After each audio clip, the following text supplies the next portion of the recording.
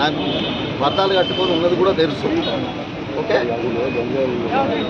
అయితే దాంగా ఈ విషయంలో సీరియస్ తీసుకుంటాను సార్. ఇప్పుడు మీరు ఏదైతే డబ్బాలకు పర్మిషన్ ఇచ్చిందో వీళ్ళందరినీ ఒక ఫోటో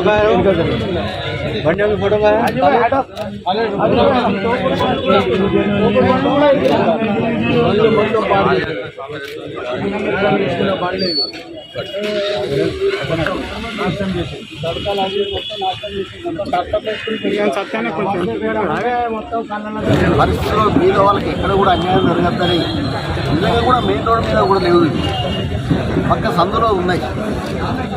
మరొక బీసీ నాయకుడు వేసిండు కూడా మరి ఇలా కులగొట్టిస్తుడు కరెక్టే కాదు. ఆయన కరెక్ట్ ఉండేది ఉంటే 4 పోషాబాబులు ఇంకెక్కువ కట్టించి ఆయన పక్క పెట్టుకోమనండి.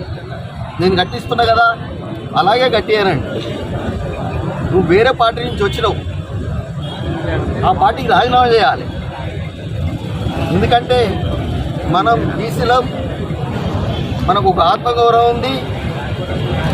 దాన్ని దృష్టిలో పెట్టుకొని నేను ఆ రోజు భారతదేశంలో ఎవరు యునానిమస్ గారే మరి ఎమ్మెల్సీగా రాజ్యసభ ఎమ్మెల్సీగా నేను ఎన్నికైనప్పుడు నిజంగా కూడా అందరూ ఆశ్చర్యపడ్డారు, ఎలా అయిండు అని.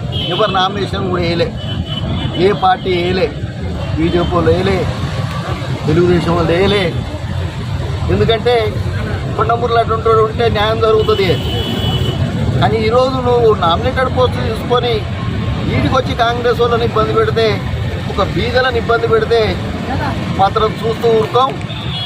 ఇది అధిష్టానం దృష్టికి తీసుకుపోయే కార్యక్రమం కూడా చేస్తా. ఎందుకంటే మరి కంచె చేను వేసినట్టు మరి ఉంది ఇక్కడ.